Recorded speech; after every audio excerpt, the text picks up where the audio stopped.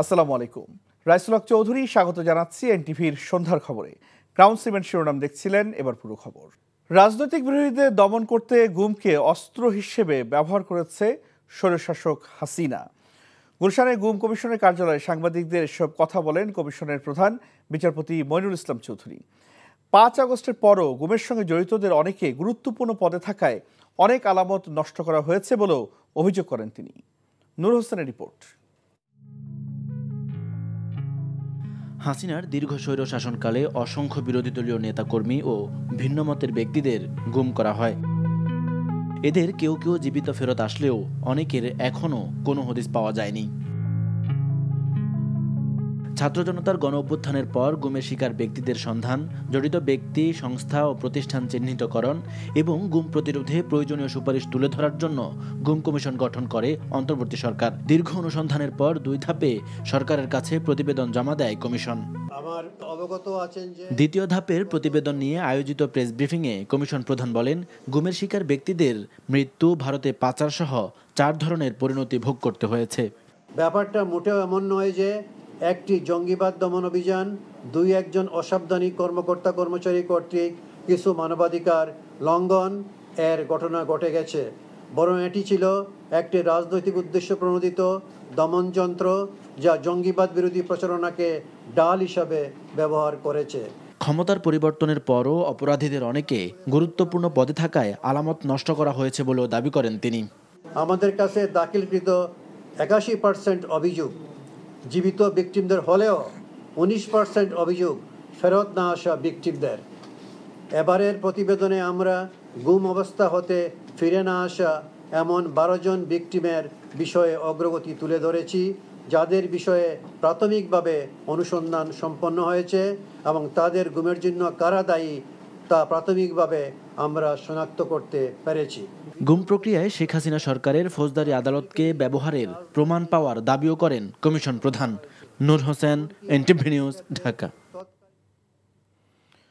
প্রধানমন্ত্রীর মেয়াদ ইস্যুতে রাজনৈতিক দলগুলোর মধ্যে মীমাংসা ছাড়াই শেষ হয়েছে জাতীয় ঐক্যমত্য কমিশনের চূড়ান্ত ধাপের 3য় দিনের আলোচনা। রাষ্ট্রপতি ও প্রধানমন্ত্রীর ক্ষমতার ভারসাম্য আনার বিষয়ে রাজনৈতিক দলগুলো একমত হলেও এর পদ্ধতি নিয়ে রয়েছে ভিন্ন মত। এছাড়া রাষ্ট্রপতি নির্বাচনে গোপন ভোট কিংবা ইলেকটোরাল কলেজ ভোটের বিষয়েও একমত নয় দলগুলো। হাসান মাহমুদের রিপোর্ট।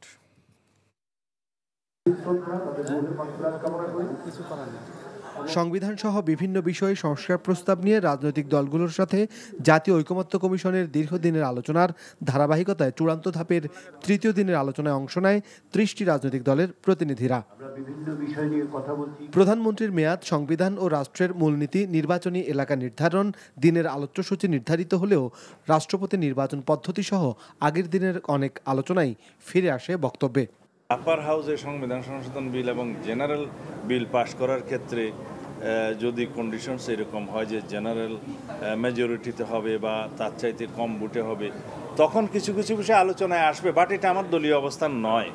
এই সমস্ত ক্ষেত্রে বিবেচনায় আমরা বলেছি যে পিআর পদ্ধতিতে উচ্চকক্ষ নির্বাচনটা বোধহয় এখন আমাদের কনসিডার করা ঠিক হবে না। লোকাল গভর্নমেন্ট নির্বাচনটিও কেয়ারটেকার সরকারের অধীনে হইতে হবে, যেমনিভাবে পার্লামেন্ট নির্বাচন কেয়ারটেকার সরকারের অধীনে হবে। কারণ ইলেকশন যদি প্রপার না হয় তো তাহলে যারাই হবেন তারা তো জনপ্রতিনিধি হবেন না। নির্বাচনে জনগণের প্রতিনিধিত্বমূলক যে সদস্যরা থাকবেন তাদেরকে নিয়ে এক্সটেন্ডেড ইলেকট্রাল কলেজ হবে for the election of the president of this country. অনেক দল রয়েছে যারা মনে করছে যে ভবিষ্যতে ক্ষমতায় যাবে, তাদের জন্য হয়তো ক্ষমতা কাঠামো তাদের নিজের মতো করে ম্যানিপুলেট করা সহজ হবে, জনগণ বিবর্জিত একটি ক্ষমতা কাঠামো।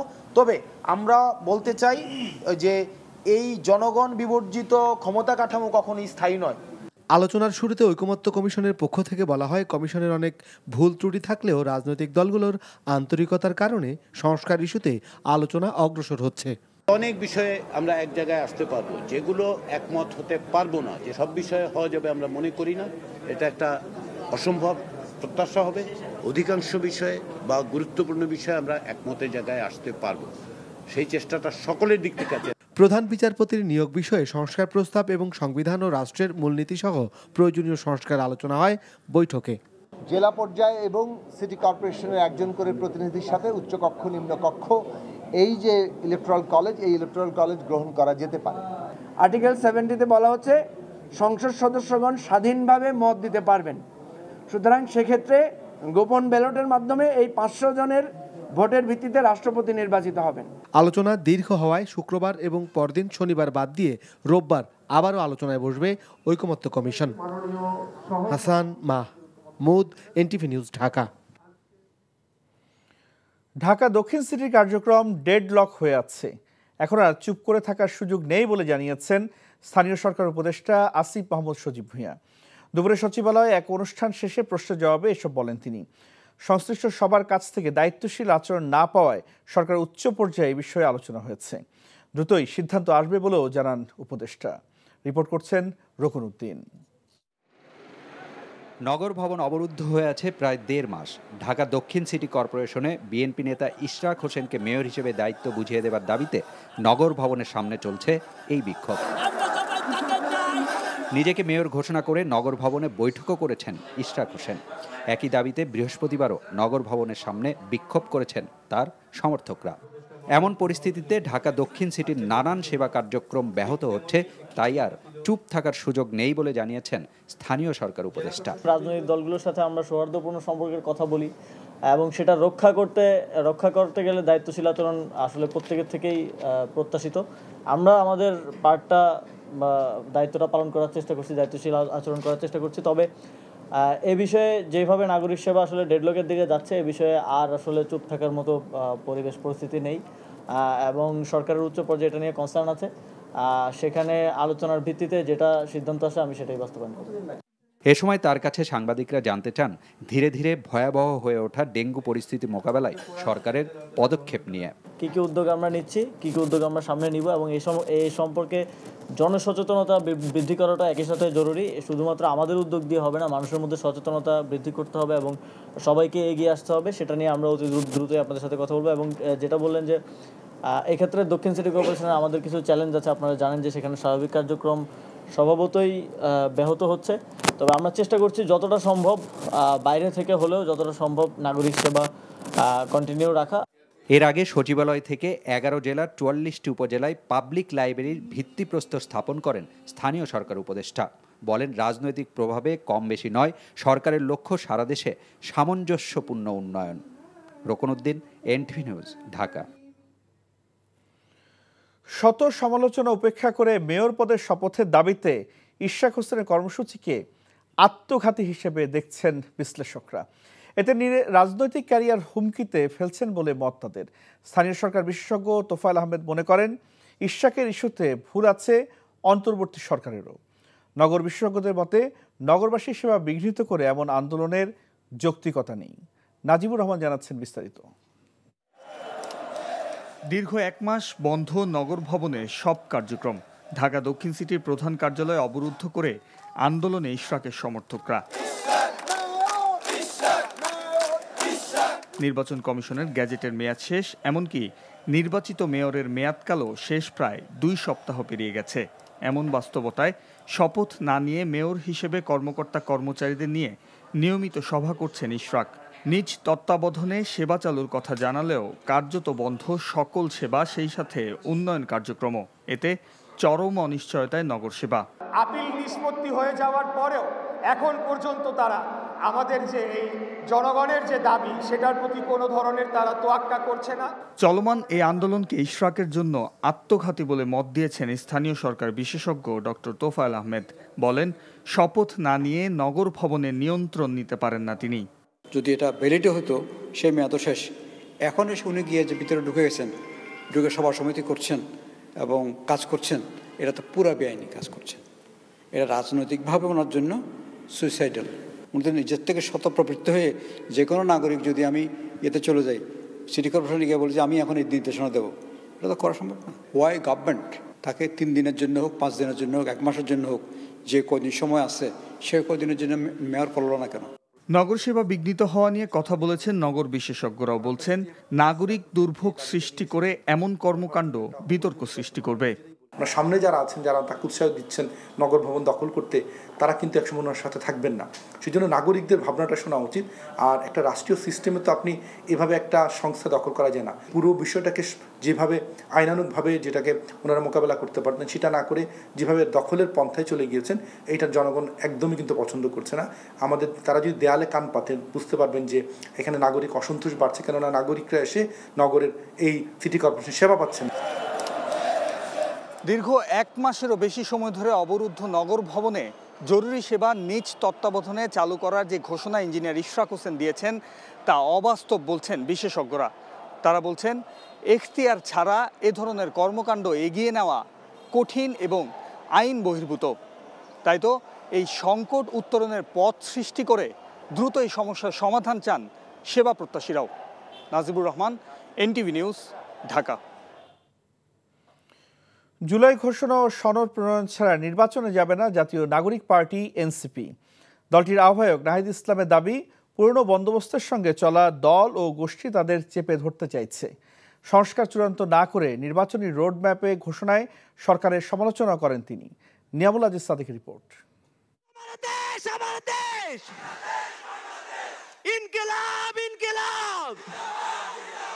জুলাই অভ্যুত্থানের অগ্রভাগে থাকা শিক্ষার্থীদের নিয়ে তৈরি সংগঠন এনসিপি।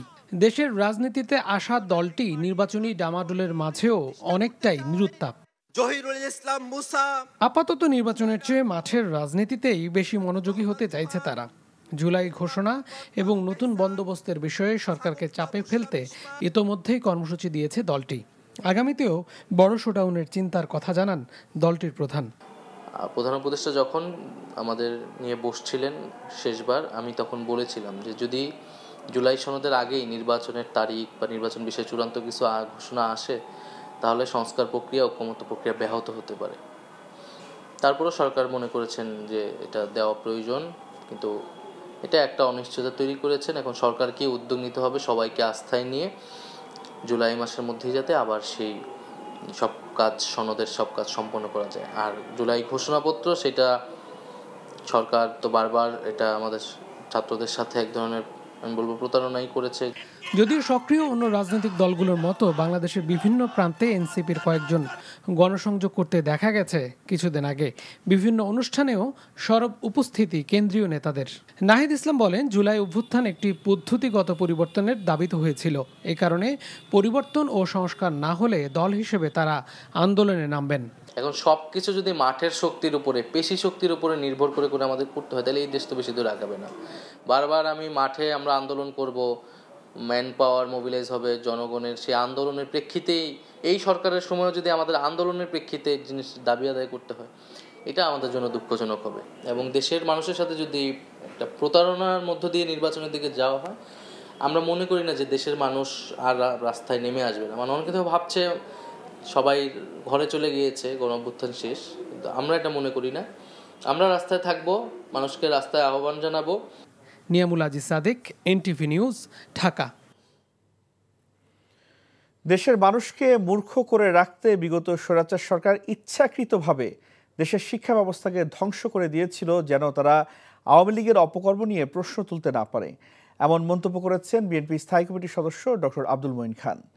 সকালে ঢাকা বিশ্ববিদ্যালয়ের সিনেট ভবনে শহীদ প্রেসিডেন্ট জিয়াউর রহমানের মৃত্যুবার্ষিকী উপলক্ষে সেমিনারে তিনি এমন মন্তব্য করেন। বলেন, জিয়াউর রহমান উৎপাদনমুখী রাজনীতি ধারক বাহক ছিলেন। এ সময় বিএনপির সিনিয়র যুগ্ম মহাসচিব রিজভী আহমেদ বলেন, শহীদ জিয়া ছিলেন আধুনিক রাষ্ট্র গড়ার কারিগর। স্বাধীনতা পরবর্তী সময়ে জিয়াউর রহমান ভারত নির্ভর পররাষ্ট্রনীতি থেকে বেরিয়ে একটি স্বাধীন পররাষ্ট্রনীতি বাস্তবায়ন করেছিলেন বলেও জানান তিনি। সেমিনারে বক্তারা জিয়াউর রহমানের শিক্ষা দর্শন ও কর্মসূচি নিয়ে বক্তব্য রাখেন।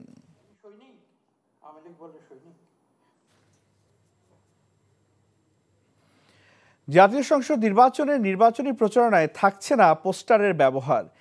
এর পরিবর্তে বিলবোর্ড, ব্যানার, ফেস্টুন ও সামাজিক যোগাযোগ মাধ্যম ব্যবহার করা যাবে বলে জানিয়েছেন নির্বাচন commissioner brigadier general Abul Fazal Mohammad Sanaullah. দুপুরে আগারগাঁওয়ে নির্বাচন ভবনে কমিশন সভা শেষে সাংবাদিকদের এই কথা জানান তিনি। আবুল ফজল আরও জানান, রাজনৈতিক দল ও প্রার্থীরা আচরণ বিধিমালা 2025-এর খসড়া অনুমোদন করেছে নির্বাচন কমিশন। তবে গণপ্রতিনিধিত্ব আদেশ আরপিও সংশোধন সাপেক্ষে এটি পরিবর্ধন হবে। জানান প্রচারণার ক্ষেত্রে পরিবেশ বান্ধব সামগ্রী ব্যবহারে জোর দেওয়া হবে। শিক্ষা প্রতিষ্ঠানের পরিচালনা পর্ষদে যুক্ত থাকলে প্রার্থী হলে পদত্যাগ করতে হবে। এছাড়া বিধিমালা লঙ্ঘনের সাজা আরও কঠোর করা হয়েছে, সর্বোচ্চ শাস্তি 6 মাস কারাদণ্ড ও 1.5 লাখ টাকা জরিমানা। জুলাই গণ অভ্যুত্থানের বর্ষপূর্তি উপলক্ষে আগামী 1 জুলাই থেকে 5 আগস্ট পর্যন্ত কর্মসূচির আয়োজন করা হবে। পাশাপাশি 5 আগস্ট গণ অভ্যুত্থান দিবস উপলক্ষে সরকারের ছুটি পালিত হবে। এছাড়া ডক্টর ওয়াহিদউদ্দিন মাহমুদকে প্রধান করে জুলাই প্রোক্লেমেশনের জন্য কমিটি করা হয়েছে। রাজধানী ফরেন সার্ভিস একাডেমিতে এক সংবাদ সম্মেলনে সংস্কৃতি উপদেষ্টা মোস্তফা সরোয়ার ফারুকী একথা জানান। বলেন, উপদেষ্টা পরিষদের বিশেষ বৈঠকে এই সিদ্ধান্ত নেওয়া হয়েছে। আগামী রোববার উপদেষ্টা পরিষদের বৈঠকে 5 আগস্ট ছাত্র জনতার গণ অভ্যুত্থান দিবসকে জাতীয় দিবস হিসেবে পালনের সিদ্ধান্ত চূড়ান্তের পরে তা প্রজ্ঞাপন আকারে প্রকাশ করা হবে। তিনি বলেন, জুলাই অভ্যুত্থানের বর্ষপূর্তি উপলক্ষে কি কি কর্মসূচি থাকবে তা সোমবার তুলে ধরা হবে।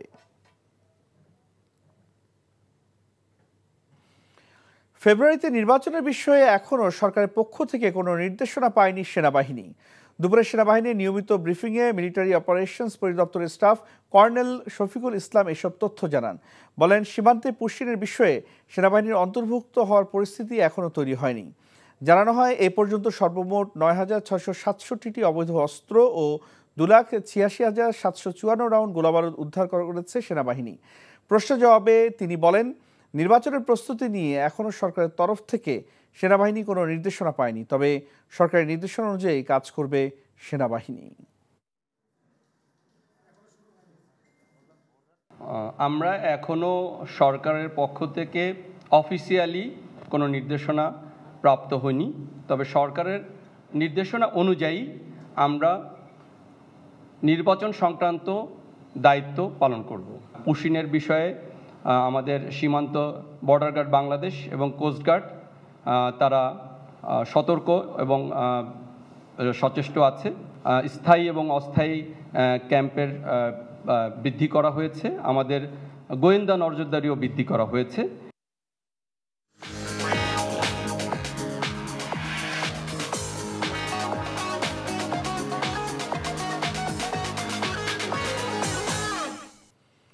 মার্কেন্টাইল ব্যাংক অর্থনীতির খবর। ব্যবসায়ীদের শীর্ষ সংগঠন এফবিসিসিআই এর আসন্ন নির্বাচনে অংশ নিতে 34 জন ব্যবসায়ী নিয়ে প্যানেল ঘোষণা করতে যাচ্ছে বৈষম্য বিরোধী সংস্কার পরিষদ। সকালে ঢাকা রিপোর্টার্স ইউনিটি ডিআরইউতে সংবাদ সম্মেলনে এই কথা জানান সংগঠনটির নেতারা। তারা জানান, বৈষম্য বিরোধী সংস্কার পরিষদের প্যানেল সভাপতি হবেন বাংলাদেশ সিএনজি মেশিনারিজ ইম্পোর্টার্স অ্যাসোসিয়েশনের সভাপতি জাকির হোসেন নয়ন।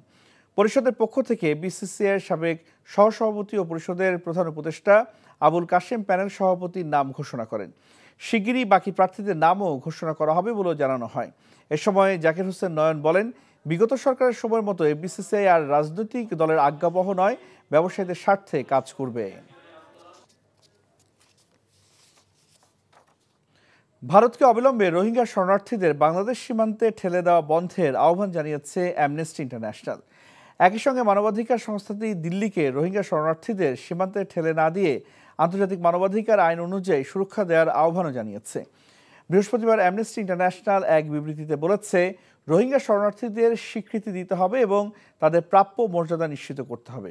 সংস্থাটি জানিয়েছে, ভারতীয় কর্তৃপক্ষ গত মাসে অন্তত 40 জন রোহিঙ্গা শরণার্থীকে নৌবাহিনীর জাহাজ থেকে লাইফ জ্যাকেট পরিয়ে জোর করে মিয়ানমারের কাছে আন্তর্জাতিক জলসীমায় পরিত্যক্ত অবস্থায় ফেলে আসে। জাতীয় ক্রীড়া পুরস্কার দেওয়ার ক্ষেত্রে অতীতে অনিয়ম ও স্বজনপ্রীতির অভিযোগের সত্যতা পাওয়া গেছে। আগামীতে যোগ্যতার ভিত্তিতে নিরপেক্ষভাবে এই পুরস্কার দেয়া হবে বলে জানান যুব ও ক্রীড়া উপদেষ্টা আসিফ মাহমুদ সজীব ভূঁইয়া। অনূর্ধ্ব 17 জাতীয় গোল্ড কাপের পুরস্কার বিতরণী অনুষ্ঠান শেষে এসব কথা বলেন তিনি। ক্রিকেটের পাশাপাশি ফুটবলও আঞ্চলিক পর্যায়ে ছড়িয়ে দেওয়ার পদক্ষেপ নেওয়া হচ্ছে। এর মধ্যে নীলফামারীতে আন্তর্জাতিক ফুটবল আয়োজনের চেষ্টা চলছে। এজন্য সেখানকার অবকাঠামোগত সুযোগ সুবিধা পর্যবেক্ষণ করা হচ্ছে বলেও জানান যুব ও ক্রীড়া উপদেষ্টা। এছাড়া আঞ্চলিক পর্যায় থেকে খেলোয়াড়দের জাতীয় পর্যায়ে উঠে আসার পথটা সহজ করে দেওয়ার পরিকল্পনা নেওয়া হয়েছে বলেও জানান তিনি।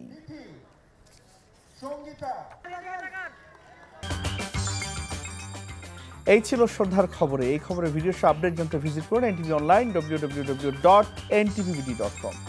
এছাড়াও এনটিভি জনপ্রিয় সব অনুষ্ঠান ও খবরের আপডেট জানতে ভিজিট করুন আমাদের ইউটিউব ও ভেরিফাইড ফেসবুক পেজ। রাত 10:30 রাতের খবর দেখার আমন্ত্রণ রইল। ধন্যবাদ সবাইকে।